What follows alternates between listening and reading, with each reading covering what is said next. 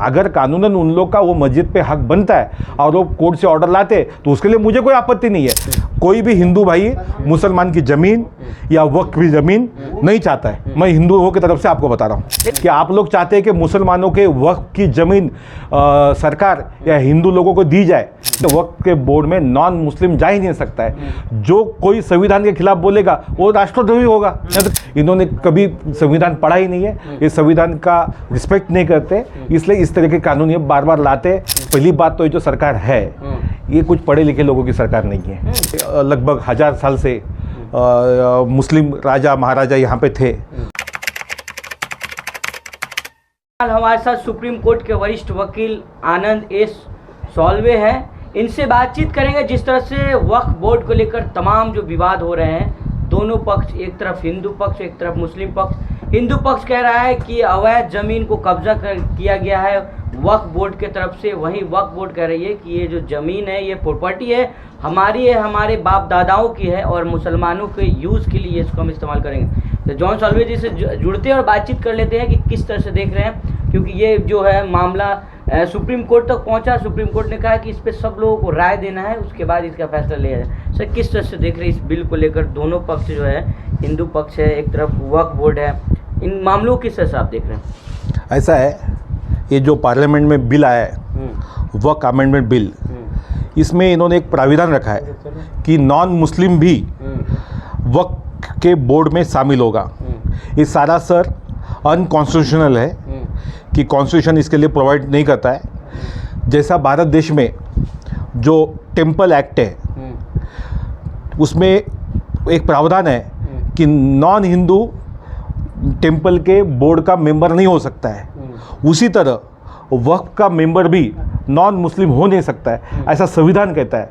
और जो इन्होंने अमेंडमेंट बिल लाया है इसमें इन्होंने नॉन मुस्लिम को भी बोर्ड में लेने का जो प्रावधान लाया है ये गैर संविधान के खिलाफ है, इस पार्लियामेंट में पास होगा ही नहीं। लेकिन सर, इस पे लेकर के बीजेपी तो मुखर होकर बोल रही है ना कि जो कब्जा किया गया है वक्फ की ज़मीनें मुसलमान कब्जा कर रखे हैं। नहीं, ये तो देखो, ये आज के मुसलमानों की तो ज़मीन है नहीं है। पिछले लगभग 1000 साल से मुस्लिम राजा महाराजा यहाँ पे थे, उन्होंने धर्म कार्य के लिए ये ज़मीनें गिफ्ट की हुई है समाज को। और उसके बाद में जो बड़े बड़े व्यापारी लोग थे उनके पास एक्स्ट्रा ज़मीन थी, उन्होंने समाज कार्य के लिए गिफ्ट की है और वो समाज कार्य के लिए यूज़ होती है। वहाँ पे स्कूल होते हैं, हॉस्पिटल होते हैं, वहाँ पे तो कोई प्राइवेट एक्टिविटी होती नहीं है और वो समाज कार्य के लिए यूज़ किया जाता है। वहाँ के वो जो हॉस्पिटल है मुंबई में, जो वक्त का एक सबसे बड़ा हॉस्पिटल है, उसका नाम मुझे याद नहीं आ रहा है, वो वहाँ पे चरनी रोड पे है। वहाँ पे तो नॉन हिंदू भी जाके इलाज कराते हैं। तो वो जो ज़मीनें हैं उसका यूज़ हॉस्पिटल्स के लिए हो रही है, स्कूल के लिए हो रहे हैं, समाज कार्य के लिए हो रहे हैं। वो तो कोई पर्सनल कोई मुस्लिम तो उसको यूज़ करता नहीं है, तो इसके लिए उसकी मांग करना ही गलत है। सर, आप सुप्रीम कोर्ट के वरिष्ठ वकील, आपने कहा कि जो है इस पे कानून नहीं बन सकता, लेकिन सरकार तो कह रही है कि कानून सदन से पास करवा लिया जाएगा। सर, सरकार ने इसके पहले भी फार्मर का कानून लाया था, वो उनको वापस लेना पड़ा। ऐसे कई, पहली बात तो ये जो सरकार है ये कुछ पढ़े लिखे लोगों की सरकार नहीं है। ये इनको कुछ जानकारी नहीं है कि कॉन्स्टिट्यूशन में क्या प्रोविज़न है क्या नहीं है। अपनी जब कॉन्स्टिट्यूशन बनी थी तब माइनॉरिटीज़ के लिए स्पेशल प्रोविजंस उसमें है, माइनॉरिटीज़ इंस्टीट्यूशंस है, वक्त के लिए भी प्रोविज़न है। इन्होंने कभी संविधान पढ़ा ही नहीं है, ये संविधान का रिस्पेक्ट नहीं करते, इसलिए इस तरह के कानून ये बार बार लाते, ये फेल होते, फिर इनको कानून वापस लेना भी पड़ता है। लेकिन सर, जो हिंदू संगठन कह रही है कि ये जो है कब्जा रहे हैं ये ज़मीन, आपको क्या लगता है कितना सही है? मेरे हिसाब से कोई हिंदू संगठन नहीं कर रहे, ये सिर्फ मीडिया में हवाबाजी हो रही है। कुछ 1-2-4 एलिमेंट्स हो गए, ये लोग ये हवा उठा रहे और कुछ जो राष्ट्रद्रोही लोग हैं ये लोग न्यूज़ फैला रहे। ऐसा कोई भी हिंदू संगठन वक्फ की ज़मीन या मस्जिद की ज़मीन हमको चाहिए उसके पक्ष में नहीं है। अगर मैं हिंदू, मेरे आपने देखा होगा अयोध्या में इन्होंने बाबरी मस्जिद की जगह राम मंदिर बनाया, इतना बड़ा उद्घाटन किया, कौन से हिंदू ने इनको वोट दिया? बुरी तरह हारे वहाँ पे, 1.25 लाख या 1.5 लाख वोट से वो हारे। तो हमारे हिंदू भाई कभी भी वक्फ की ज़मीन या मस्जिद की ज़मीन कभी मांगा नहीं है, ना हमको कोई इंटरेस्ट है। पहली बात ऐसी है कि हिंदू धर्म में कोई अगर बिना नहाए आता है तो उसको अशुद्ध माना जाता है, मांसाहार करता है तो उसको अशुद्ध माना जाता है। ये मेरे ब्रदर है, देखो ये मुस्लिम है, ये आज मेरे घर पे आए थे, मैंने चिकन मटन खाने की सिफारिश की थी इनको, इन्होंने कहा कि गणपति की पूजा है, मैं नॉनवेज नहीं खा सकता है। तो हमारा कौन सा हिंदू भाई चाहेगा कि मस्जिद की जगह जहाँ पे नॉनवेज बनता है, बिरयानी बनती है, वो जगह पे हिंदू आदमी पूजा कर ही नहीं सकता है। कि हिंदू को शुद्ध जगह चाहिए जहाँ पे मांसाहार नहीं है, कोई प्राणी हत्या नहीं, ऐसी जगह वो पूजा करता है। ऐसी मस्जिद की जगह हम पूजा कर ही नहीं सकते। जी सर, सभी आपने कहा कि जो इस बिल के पक्ष में है और राष्ट्रद्रोही है।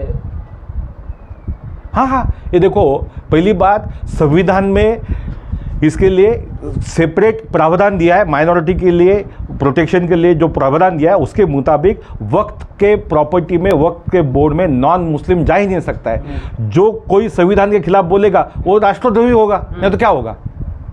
लेकिन सरकार तो सर कानूनी प्रक्रिया से ना उस पर ला रही, सदन से लाना चाह रही है कानून। नहीं, सरकार है, देखो अभी कौन सी सरकार की बात कर रहे हैं आप, इनके पास कौन सा बहुमत है। जो जिसने ये बिल लाया है उनके पास पूर्ण बहुमत तो है नहीं है, वो तो किसी के सपोर्ट पे चल रही है। हो सकता है कल अगर समझो नीतीश बाबू और नायडू जी कहे कि हम सपोर्ट नहीं करेंगे, अगर क्या मैं आपके द्वारा पूछता हूँ नीतीश बाबू को और नायडू जी को कि आप लोग चाहते हैं कि मुसलमानों के वक्फ की ज़मीन सरकार या हिंदू लोगों को दी जाए, नीतीश जी और नायडू जी आप जवाब दो कि आप चाहते हैं कि वक्फ की ज़मीन, मुसलमानों की ज़मीन छीनकर हिंदुओं को दी जाए, इसके पक्ष में नीतीश बाबू जी या नायडू जी आप है या नहीं है, इसका जवाब आप दो और पार्लियामेंट में दो।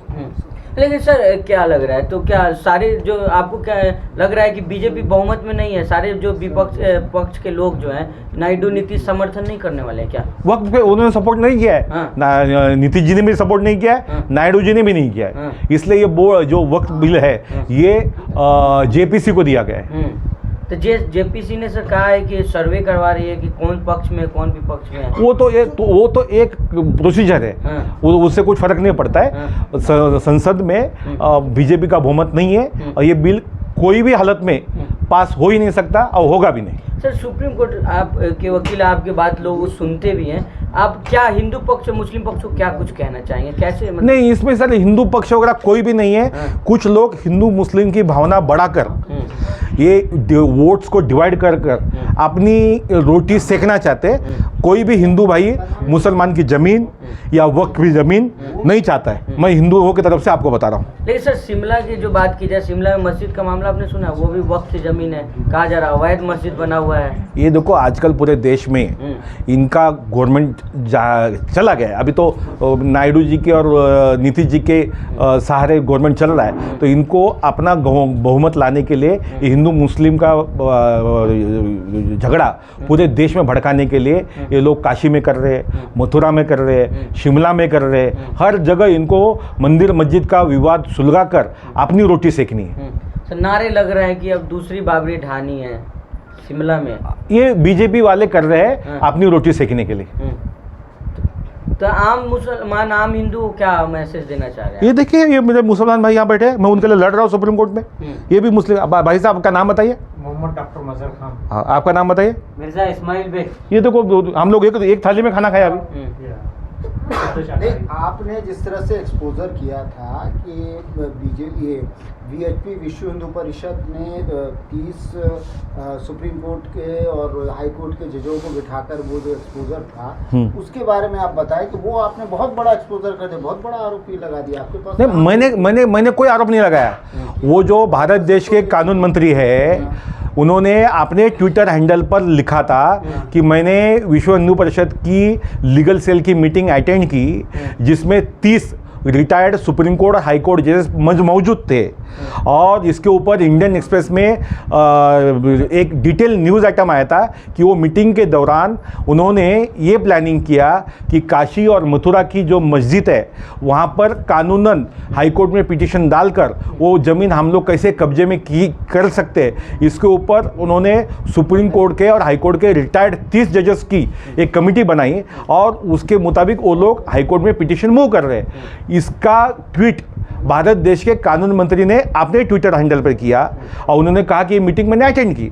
मैं वो मीटिंग का विरोध भी नहीं कर रहा हूँ। मेरा कहना ये है कि जो कानून मंत्री होता है ये पूरे देश का कानून मंत्री होता है, ये तो कोई एक धर्म का कानून मंत्री नहीं होता है, ये ना हिंदू धर्म का है ना मुस्लिम धर्म का है। हाँ, अगर कानूनन उन लोग का वो मस्जिद पे हक बनता है और वो कोर्ट से ऑर्डर लाते तो उसके लिए मुझे कोई आपत्ति नहीं है, लेकिन तुम देश के कानून मंत्री है तो तुम इस तरह एक धर्म के दूसरे धर्म के खिलाफ जो मीटिंग हो रही है मंदिर के ऊपर बनो या मस्जिद के ऊपर बनो, उसको अटेंड करना कानून मंत्री द्वारा ये सरासर अपने संविधान का उल्लंघन है, इसलिए इनको तुरंत राजीनामा देना चाहिए। ठीक है, थैंक यू।